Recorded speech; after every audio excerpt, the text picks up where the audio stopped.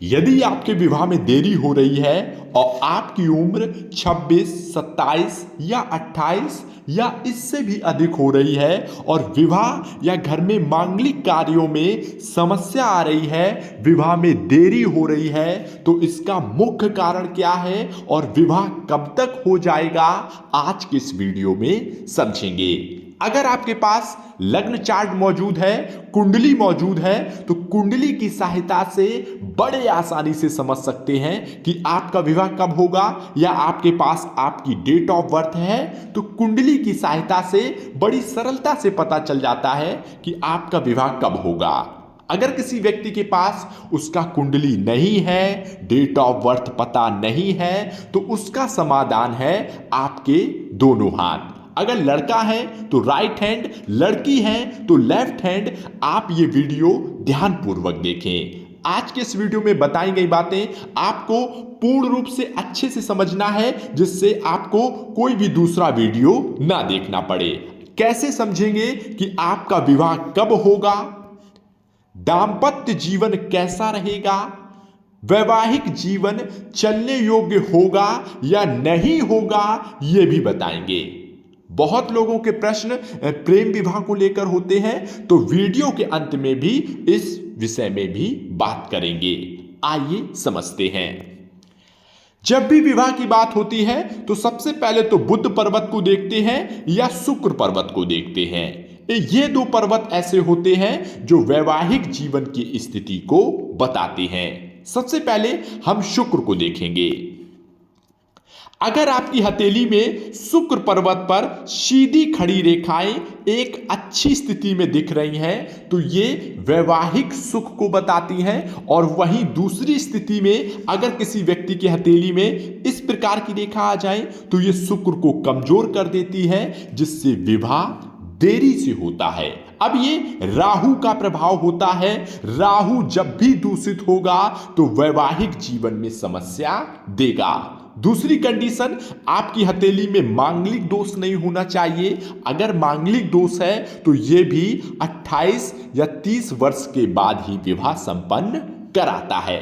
ठीक है, ये दो कंडीशन नहीं होनी चाहिए। बाकी अब विवाह किस एज में होगा समझिएगा। इसके लिए हम अपने बुध पर्वत को देखेंगे। बुध पर्वत इतना होता है, ठीक है, यह हृदय रेखा तक होता है। बुध पर्वत को आपको ध्यानपूर्वक देखना है। बुध पर्वत उभरा हुआ होना चाहिए और किसी अन्य दूषित रेखाओं से ग्रसित नहीं होना चाहिए। आपका विवाह कब होगा कैसे पता करेंगे? आप अपने बुध पर्वत को ध्यानपूर्वक देखें। आपको बाहर की ओर कुछ रेखाएं दिख रही होगी। किसी व्यक्ति के में 1, 2 या 2 से अधिक भी देखी जा सकती हैं। अब विवाह रेखा कौन सी है, यह कैसे समझेंगे? विवाह रेखा वो रेखा होती है जो अन्य छोटी छोटी रेखाओं की अपेक्षा जो सारी रेखाओं में बड़ी रेखा हो, वह है विवाह रेखा।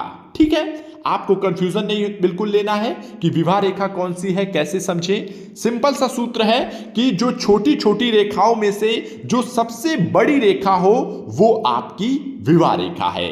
आपने विवाह रेखा अपनी देख ली होगी। ठीक है, अब विवाह रेखा की स्थिति क्या है यह भी समझें। हम पूरे भाग को मान लेते हैं 50 वर्ष। ठीक है, अगर हम यहां से डिवाइड कर दें, ऊपर का 25 वर्ष और नीचे का 25 वर्ष, ठीक है, आपकी विवाह रेखा जो सबसे बड़ी है वो मिडिल पोर्शन से नीचे है कि ऊपर है, यह ध्यानपूर्वक देखें। अगर मिडिल पोर्शन से ऊपर है तो ऐसे में विवाह में देरी होती है। ठीक है, अब देखिए प्रत्येक व्यक्ति के हाथों में अलग अलग विवाह रेखा होती है। कितनी ऊपर है या कितनी नीचे है यह देखकर पता लगता है। अगर आपके विवाह में ज्यादा समस्या आ रही है या किसी भी प्रकार से जीवन से संबंधित समस्या है, करियर, बिजनेस, व्यापार, प्रेम विवाह या मैरिज को लेकर, या किसी भी प्रकार से स्वास्थ्य से संबंधित समस्या हो या कोई भी आप चीज जानना चाहते हैं, तो आप पर्सनली हमसे दिए गए व्हाट्सएप नंबर पर संपर्क कर सकते हैं। आप हस्तरेखा या कुंडली का संपूर्ण विश्लेषण करा सकते हैं, जिसका अच्छे से विश्लेषण किया जाता है और आपको व्हाट्सएप पर बताया जाता है। आइए वीडियो में आगे बढ़ते हैं। अगर आपकी विवाह रेखा मिडिल पोर्शन से ऊपर है तो भाई विवाह में देरी होगी, सीधी सी बात है। अब देखकर बताना पड़ेगा कि आपका विवाह 28 वर्ष में होगा या 29 या 30, कितने में होगा। अगर अत्यधिक ऊपर है तो ये कभी कभी 33-34 के पार भी जाता है। अगर मिडिल पोर्शन के नीचे है और वो रेखा टूट गई है या दूषित है तब भी देरी कराएगा। और जिस व्यक्ति की विवाह रेखा छोटी है, जो व्यक्ति 25 या 26 वर्ष से छोटा है, वो वीडियो देख रहा है और उसकी विवाह रेखा मिडिल पोर्शन से नीचे है, तो ऐसे में उसका विवाह समय पर हो जाएगा। ठीक है, अब विवाह हो गया। अब वैवाहिक जीवन कैसा रहेगा यह भी समझ लें। अगर किसी व्यक्ति की विवाह रेखा ऊपर की ओर जा रही है तो यह दाम्पत्य जीवन में अच्छा नहीं माना जाता है। यह दाम्पत्य जीवन में सुख की कमी, अलगाव और कभी कभी डिवोर्स तक के योग बना देता है। दूसरी स्थिति में अगर विवाह रेखा सीधी व स्ट्रेट है तो ऐसे में सामान्य मानी जाती है, जैसे कि 80% लोगों की नॉर्मल लाइफ स्टाइल होती है। ठीक है, अगर विवाह रेखा नीचे की ओर हल्की झुक जाए तो यह बहुत उत्तम माना जाता है।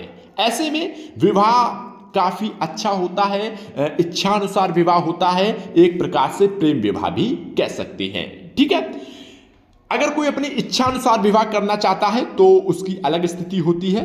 अगर विवाह रेखा दो सामान्य स्थिति में हो, बराबर स्थिति में हो, तो वैवाहिक जीवन में इच्छानुसार विवाह होता है, प्रेम विवाह भी कर सकते हैं। या वाय आकृति नीचे की ओर हो तो भी ये प्रेम विवाह हो जाता है।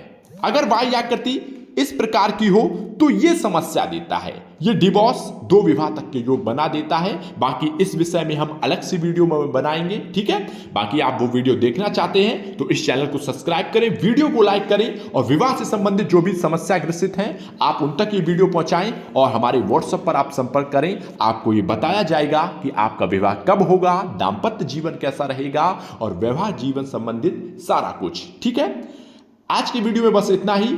धन्यवाद।